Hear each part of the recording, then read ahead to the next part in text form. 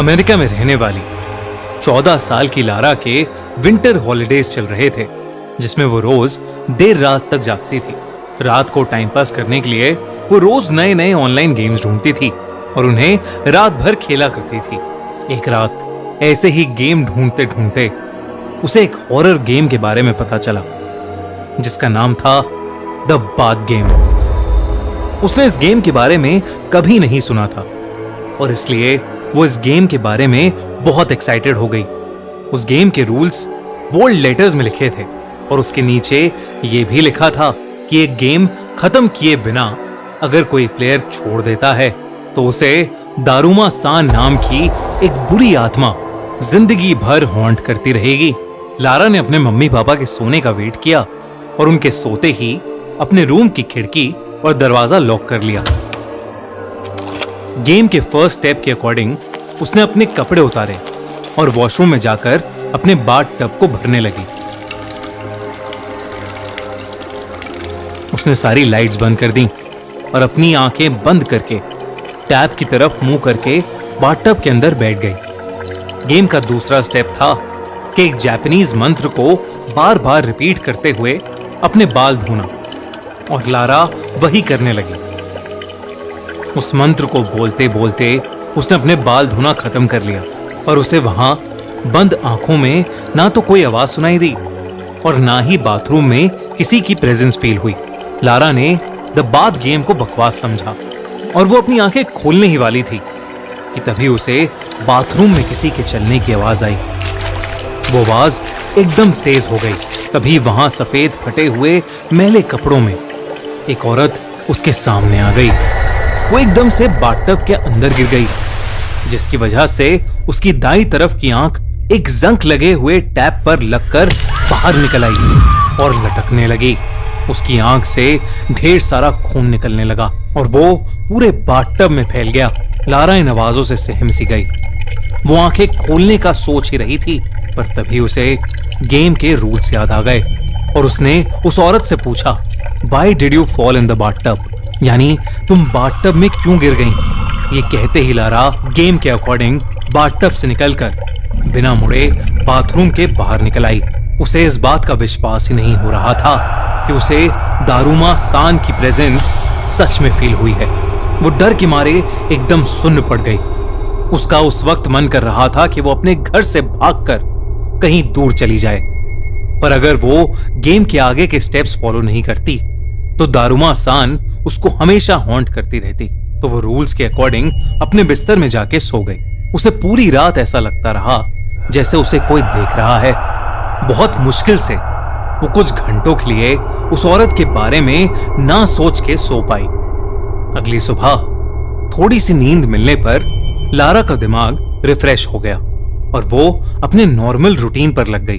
वो वॉशरूम गई, उसने खाना खाया, पर जैसे जैसे वो एक जगह से दूसरी जगह जाती गई उसे अपने पीछे किसी के होने का एहसास होने लगा था।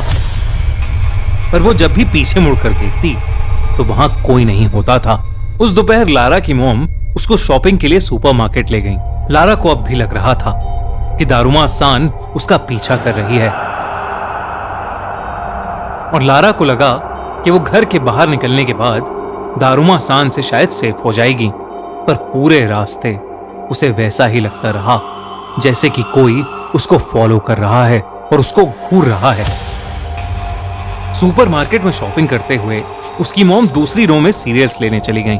लारा एक रो में घर के बाकी सामान की शॉपिंग कर रही थी जब उसे अपनी आंखों के कोने से एक औरत दिखाई दी। उसने फौरन पीछे मुड़कर देखा, लेकिन वहां फिर से कोई नहीं था। तभी लारा वापस आगे मुड़ी और उसका दिल दहल उठा।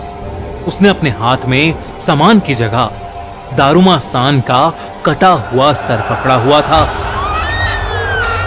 वो अचानक चिल्ला पड़ी और तभी उसकी मॉम ने उसे बिलिंग काउंटर पर आने के लिए आवाज लगाई। लारा ने जब फिर से देखा तो सब नॉर्मल था। उसके हाथ में नॉर्मल ग्रोसरी का ही सामान था। लारा बहुत घबरा चुकी थी, लेकिन उसने अपना मन शांत किया और बिलिंग काउंटर पर चली गई। बिलिंग के वक्त उसकी मॉम पेमेंट कर रही थी और लारा अपनी मॉम को सामान दे रही थी। तभी उसे कोने में खड़ी वही औरत दारुमा सान दिखाई दी। उसकी एक आंख की जगह अब एक छेद था। इससे पहले लारा कुछ कर पाती, वो औरत उसके बहुत ज्यादा करीब आ गई। तभी लारा को गेम का एक रूल याद आया और उसने तोरामे ये शब्द चिल्लाया और सुपरमार्केट के बाहर भाग गई। उसकी मॉम बिलिंग छोड़कर उसके पीछे भागी और लारा से उसके ऐसे बिहेवियर की वजह पूछने लगी। पर लारा, जो अब डर के मारे कांप रही थी, अपनी मॉम को कोई जवाब ही नहीं दे पाई।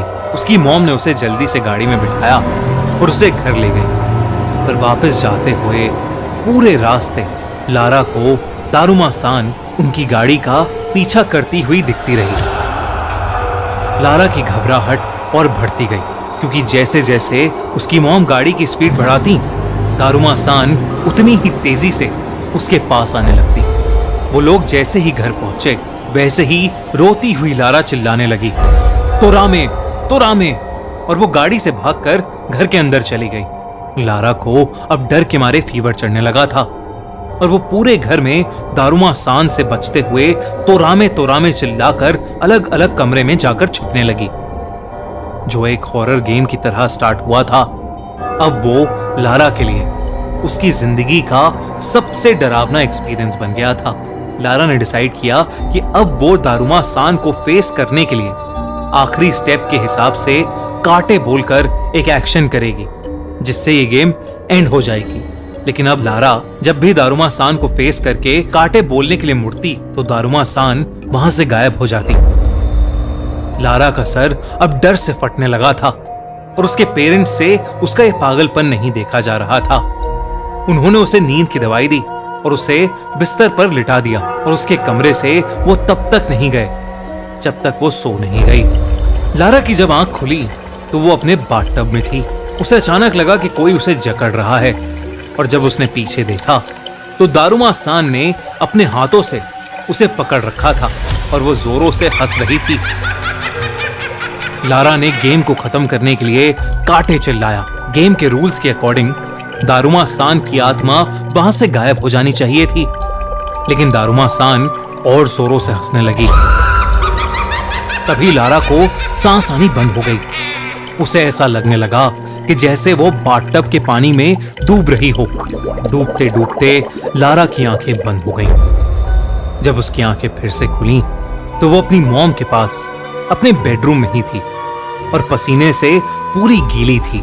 तभी लारा की नजर घड़ी पर पड़ी, जिसमें 12:30 AM हो गए थे। मतलब अगला दिन शुरू हो गया था और लारा गेम टाइम पर एंड करने में फेल हो गई थी। लारा ये देखकर घबराहट के मारे रोने लगी और उसने अपनी मम्मी को जोर से गले लगा लिया। उस दिन के बाद से लारा को हर रात एक सपना आने लगा, जिसमें दारुमा सान उसे उसी के बाथटब में पानी में डुबाकर मार रही होती है। और फिर एक दिन खबर आई कि लारा की मौत हो गई है और उसकी लाश उसी के बाथटब में तैरती हुई मिली। बात गेम के बारे में सबको तब पता चला जब लारा की मॉम ने उसकी डायरी देखी। लारा ने उसमें सब कुछ लिखा हुआ था। क्या आप ऐसे किसी गेम को खेलना चाहेंगे? हमें कमेंट्स में जरूर बताएं।